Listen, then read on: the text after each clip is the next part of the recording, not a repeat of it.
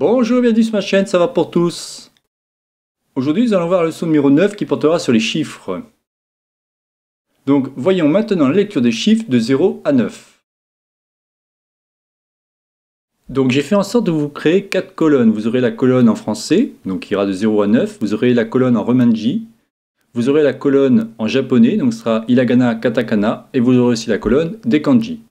Certaines personnes doivent se poser la question, pourquoi ai-je écrit en écriture hiragana et katakana les chiffres 1 à 9? Tout simplement parce que sur des sites internet, même par exemple sur le site Wikipédia qui est quand même la référence, vous trouvez soit du hiragana, sur d'autres sites vous trouvez du katakana.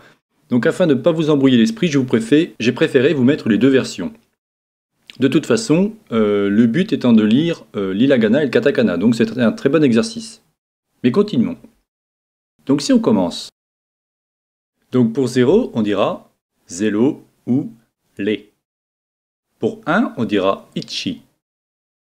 Pour 2, on dira ni. Pour 3, on dira san.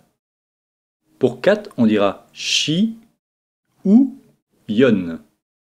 Pour 5, on dira go. Pour 6, on dira roku. Pour 7, on dira shichi ou nana. Pour 8, on dira hachi. Pour 9, on dira ku ou kyu. Vous avez pu le voir, nous avons deux prononciations différentes pour les chiffres 4, 7 et 9. Prenons le premier, donc 4. Shi veut dire mort en japonais. Et les japonais, étant très superstitieux, n'aiment pas utiliser ce mot. Donc ils vont utiliser tout simplement yon à la place. Pour vous dire, les japonais sont tellement superstitieux que dans les immeubles, par exemple quand vous rentrez dans un ascenseur, très souvent, alors pas dans tous les immeubles évidemment, dans certains immeubles japonais, vous n'avez pas de chiffre 4. Même au niveau des étages, très souvent, l'étage 4 n'existe pas. Vous pouvez même rencontrer ceci aussi dans les avions. Par exemple, si vous arrivez, vous voulez la place 4, des fois il n'y a pas de place 4 dans les avions, tout simplement. Maintenant, regardons le 9. Le chiffre 9, là aussi, les Japonais ne l'aiment pas parce qu'il signifie souffrance, torture ou agonie. Donc on ne dira pas ku, mais on dira plutôt kyu. Donc comme vous voyez, je l'ai remplacé.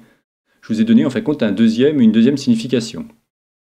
Ne vous inquiétez pas, tout ça, vous apprendrez ça au fur et à mesure. Là aussi, comme je vous disais, vous voyez, j'ai mis les romanji pour vous aider un peu, mais normalement, vous devez être capable maintenant de lire hiragana et katakana sans aucun problème. Par contre, les kanji, vous inquiétez pas, je ferai un cours très rapidement, je crois même que ce sera le prochain, où vous pourrez mieux comprendre précisément à quoi sert un kanji et d'où vient cette origine. Mais revenons au numéro 7.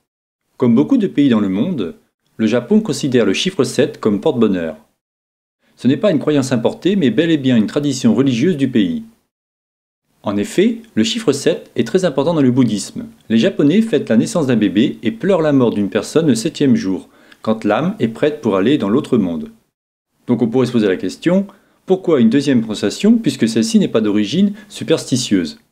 Tout simplement pour éviter de confondre hachi, qui veut dire chiffre 8, avec shichi, qui veut dire chiffre 7. Donc pour le numéro 7, on dira plutôt nana.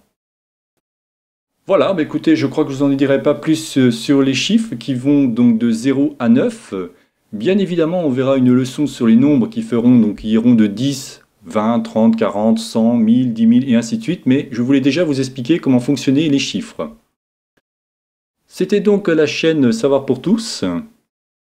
Si vous avez aimé cette vidéo, n'oubliez pas de liker ou tout simplement de vous abonner à ma chaîne. N'hésitez pas non plus à me faire des commentaires, je me ferai un plaisir de vous répondre. Comme évoqué à l'instant, la prochaine leçon portera sur les kanji, vous aurez une petite explication. Je vous souhaite une bonne journée et je vous dis à la prochaine vidéo. Jamatane!